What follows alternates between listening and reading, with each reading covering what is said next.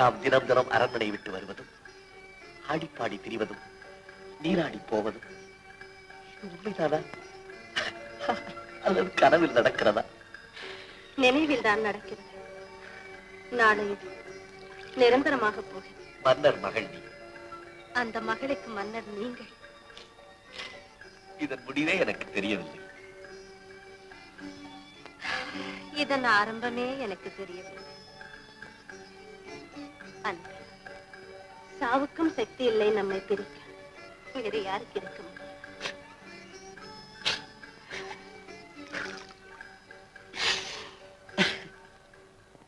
அலங்காரி, ரத்னாவின் போர் பயிற்சி எவ்வளவு முடிந்திருக்கிறது என்று கேட்டாயோ?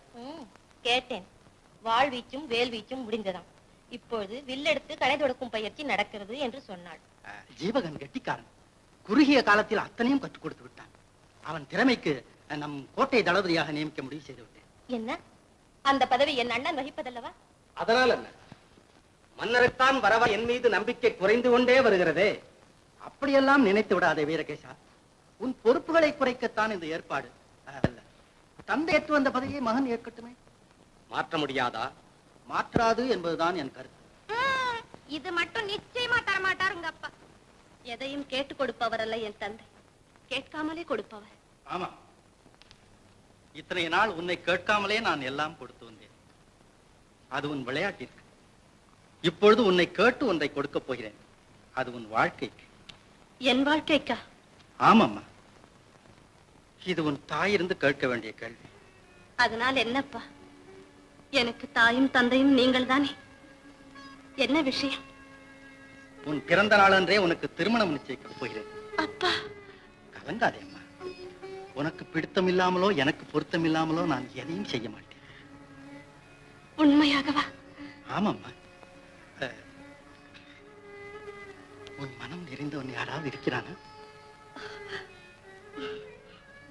என்ன கேள்வி அப்பா இது?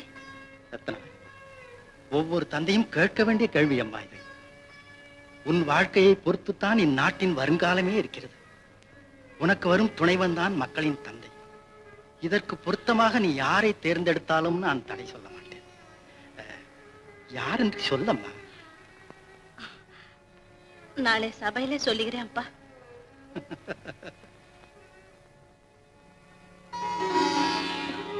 ஏமா, அப்பா இவ்வளவு நேரம் யாரு யாருன்னு கேட்டாரே, பேர் சொல்லக்கூடாது? போடி, அப்பா கிட்ட எப்படி சொல்றது? எனக்கு வெக்கமா இருக்கிறது. அப்புறம் சொல்ல சொல்லுங்க. சரியான யோசனை.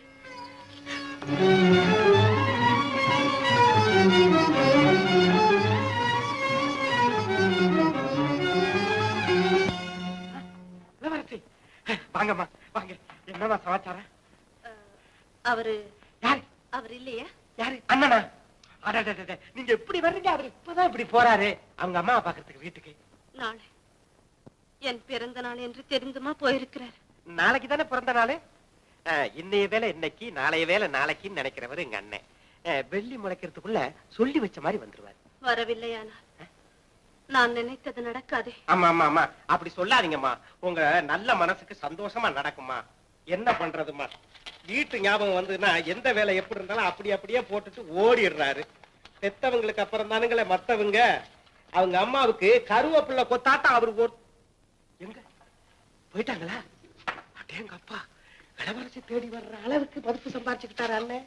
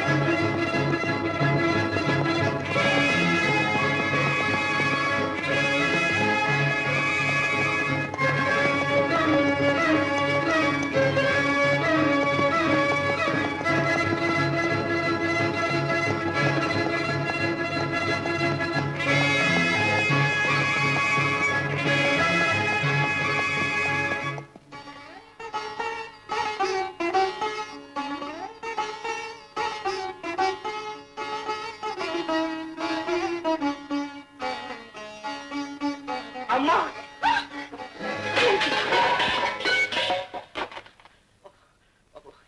யாரம்மா நீ? இந்த வீட்டில் இதுவரை என் தாயை தவிர வேறு எந்த பிள்ளையும் நான் பார்த்ததில்லை. ஆகையால் என் தாய் என்று நினைத்து அறியாமல் உங்களை தொட்டுவிட்டேன். என்னை மன்னித்து விடம்மா. அம்மா அம்மா கண்ணி, என்னை மன்னித்து விடம்மா. இந்த பெண் யார்? சொல்லுகிறேன். ஆஷா, இவன் தான் என் மகன். போய் உன் வேலையை பாருமா. பிடிவா.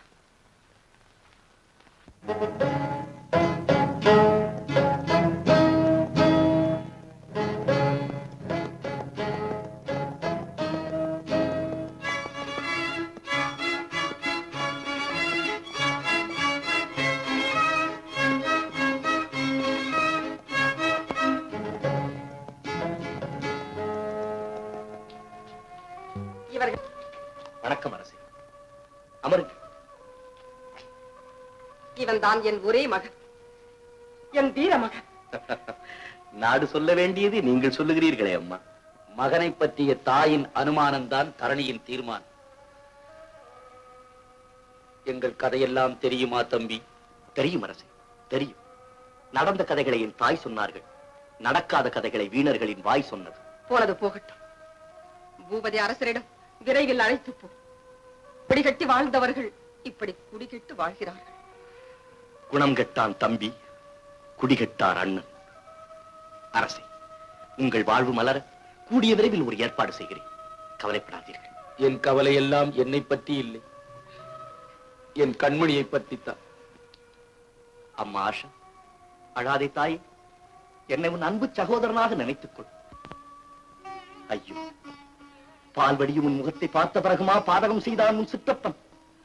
மனிதரிலே நாய்கள் உண்டு, பேய்கள் உண்டு, மற்றும் பல மிருகம் உண்டு என்று சொன்னவர்கள் உன் சித்தப்பனை பார்த்த பிறகுதான் சொன்னார்களோ என்னவோ.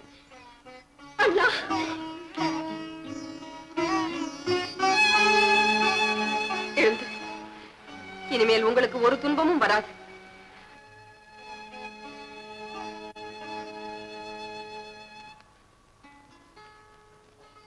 அரசே, ஒரு யோசனை. மன்னரிடம் தங்களை பற்றி நான் சொல்வதை விட நீங்களே உங்கள் கைப்பட ஒரு கடிதம் எழுதி கொடுத்தால் மிகவும் நன்றாயிருக்கும், இல்லையா? அதுவும் சரிதான். மன்னருக்கு நம்பிக்கை ஏற்படும். எழுதி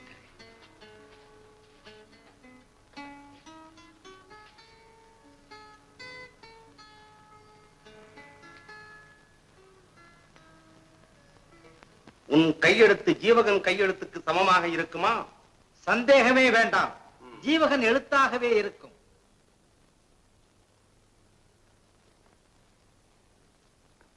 இரண்டுமே ஒருவர் எடுத்துதான் தளபதி.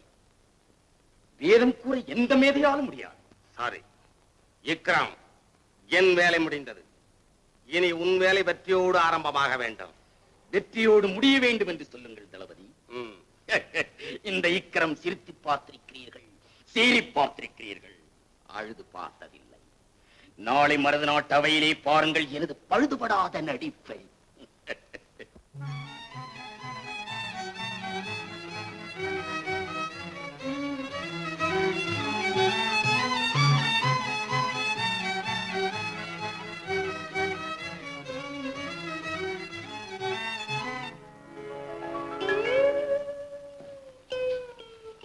எங்கேம்மா சொல்லாம போயிட்டீங்க? அம்மா அம்மா, ஏன் அழறீங்க? யார் என்ன சொன்னாங்க? என்னை ஒண்ணும் கேட்காது. நான் கேட்கலன்னா நாளைக்கு எல்லாரும் என்ன இல்ல கேட்பாங்க. விடிஞ்சா உங்க பிறந்த நாள்.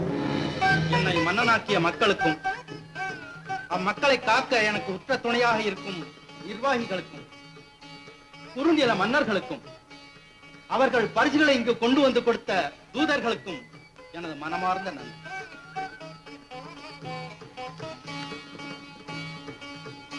இனி அடுத்த நிகழ்ச்சி.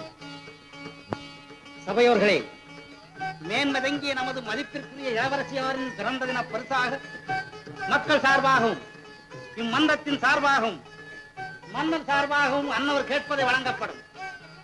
தேவி, சென்ற ஆண்டு மானியம் கேட்டீர்கள் மருத்துவ விடுதிக்கு. அதற்கு முன்னாண்டு லட்சவராக பொன் கேட்டீர்கள் பாலர் பள்ளி பராமரிப்புக்கு. அவையெல்லாம் மற்றவர் நலனுக்கு. இவ்வாண்டாவது தங்களது நலனுக்கு ஏதேனும் கேட்க வேண்டும் என்பதே எங்களது விருப்பம்.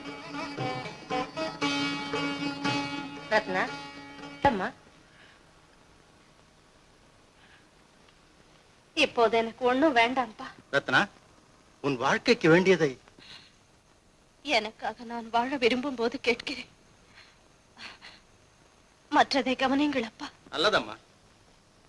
பரிசு பொருள்களை எடுத்து செல்லுங்கள். ரத்னா, ஏன் இந்த கண்ணீர்? இன்னும் சபைக்கே வரவில்லையே. வராத காரணம் மன்னர் பேரில் உள்ள அலட்சியம்தான். நம்ப முடியவில்லை. நடக்காத வரையில் நடந்து விட்டாலோ அதை நம்பித்தான் ஆக வேண்டும்.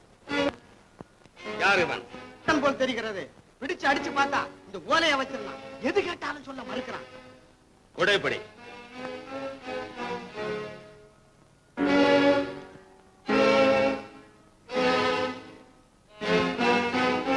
அரசே, இப்படியும் நடக்குமா? என் மனம் கொதிக்கிறது அரசே, கொதிக்கிறது. ஓலையில் இருப்பது என்ன? நாம் எல்லாம் உயிரோடு இருக்க கூடாது என்று இருக்கிறது. அத்தா, படியிடு. என்னால் பேசவே முடியவில்லை. பேசுவேன். சர்தாரே மில்லத் சுல்தான் பகாவுதீன் அவர்களின் மேலான சமூகத்திற்கு ஜீவகன் அடிபணிந்து எழுதிக் கொள்வது. நான் வந்த வேலை படிப்படியாக முடிந்து வருகிறது. மன்னரின் பூரண அன்புக்கு பாத்தியமாக நடித்து விட்டேன். நாளைய தினம் எனக்கு கோட்டை தளபதி பதவி கிடைக்கப் போகிறது. நமது மனக்கோட்டைகளை நிறைவேற்ற இதுதான் சமயம். நான் கோட்டையை காவலற்று செய்து விடுகிறேன். படைகளுடன் வந்துவிட்டால் நமது வெற்றிக்கு தடையே இருக்காது. இங்கனம் தங்களது பணியாள் ஜீவகன். போய் பித்தலாட்டம். யாரோ வஞ்சகமா எழுதிருக்காங்க. மகாராஜா நம்பாதீங்க. சித்தா, மன்னிக்க வேண்டும். இது அரசவை, அமைதி சேவை. மகாராஜா, என்ன போக விடுங்க. நான் போய் எங்க அண்ணனை அழைச்சிட்டு வரேன். மகாராஜா,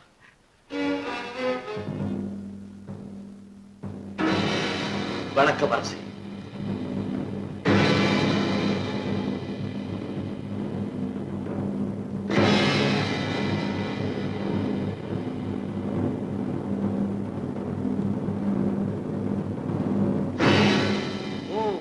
வருக வருக. உங்கள் வரவு நல்வரவாகுக.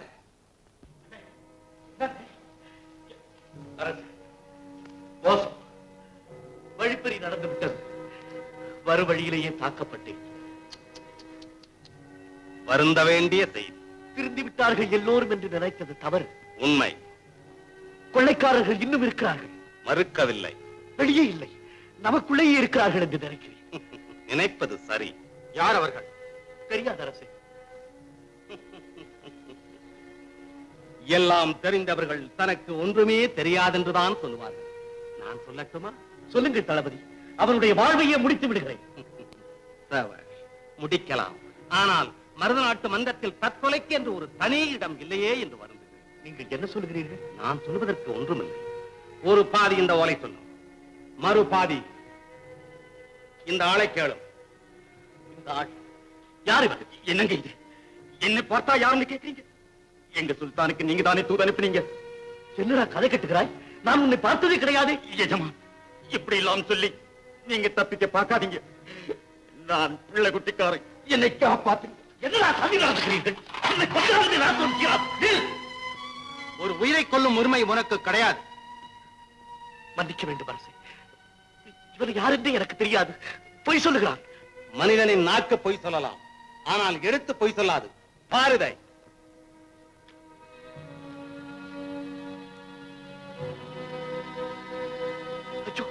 இது மோசம். இதுதான் மக்களின் நினைப்பு. அநியாயம். மன்னரின் தீர்ப்பே அதுதான். சத்தியமாக இதை நான் எழுதவே இல்லை. இது உமது வாதம். அப்படித்தானே ஜீவகரே?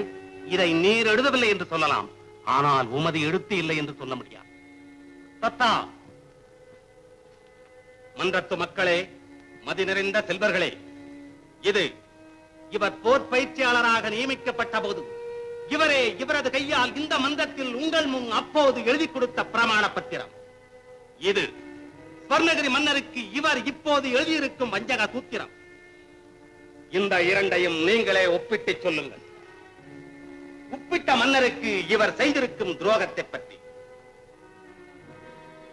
இரண்டு ஒன்றுதான்.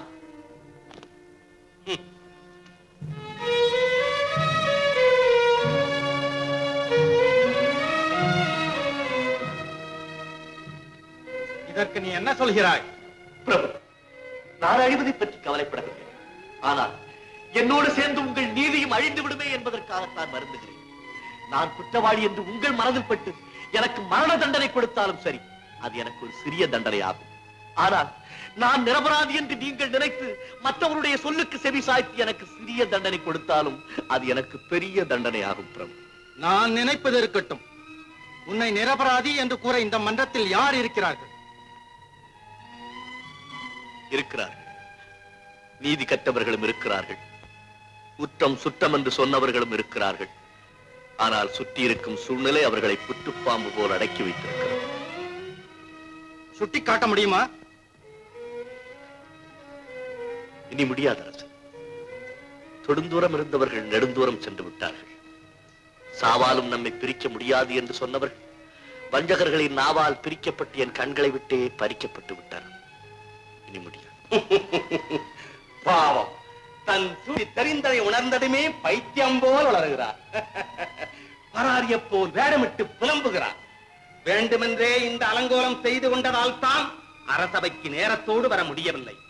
சபையோர்களே, மருத நாட்டு மணிமுடியையும் மன்னர் பதவியையும் இவர் சொர்ணகிரி சுல்தானிடமிருந்து தானமாக தனது வஞ்சக சேவைக்கு பரிசாக எதிர்பார்த்ததால் தான் கோட்டை தளபதியின் பதவி கிடைக்கப் போவது தெரிந்தும் அதை பெற வரவில்லை. தளபதி, எலும்பில்லாத நாக்கன்று எதையும் பேச வேண்டாம். என் தாயை பார்த்து திரும்புகையில் நான் தாக்கப்பட்டேன். மன்னருக்காக கொண்டு வந்த ஒரு ஓலையையும் பறிகொடுத்தேன். அது யாருடைய ஓலை? அது ஜீவகா, உண்மையை சொல்லாதே. இதனால் அலாவுதீனுக்கு தீமை ஏற்பட்டால், வீரகேசி அவரை மகாவதியிடம் பிடித்துக் கொடுத்து விட்டால் என்ன செய்வது? யாருடைய ஓலை? யாருடைய ஓலை? குற்றத்தை ஒப்புக்கொள்கிறாயா? மன்றத்தின் அபிப்பிராயம்? கொலைபாதகன் காட்டிக் கொடுக்கும் கயவன் இல்லவே இல்ல. மகாராஜா, எங்க அண்ணன் ரொம்ப நல்லவர் மகாராஜா. ஜீவன் குற்றவாளி, ஏக துரோகி. என்ன நினைப்பதை மக்கள் சொல்லிவிட்டார்கள். ஜீவகா, முடிவாக சொல்ல ஏதாவது இருக்கிறதா? குற்றங்களில் பெரும் குற்றம், மன்னிக்க முடியாத குற்றம், தேச துரோகம். இதற்குரிய ஒரே தண்டனை மரணம். நாளை உதயத்தில் ஜீவகனும் அவனுக்கு உடந்தையாக இருந்தவனும் தூக்கிலிடப்பட வேண்டும்.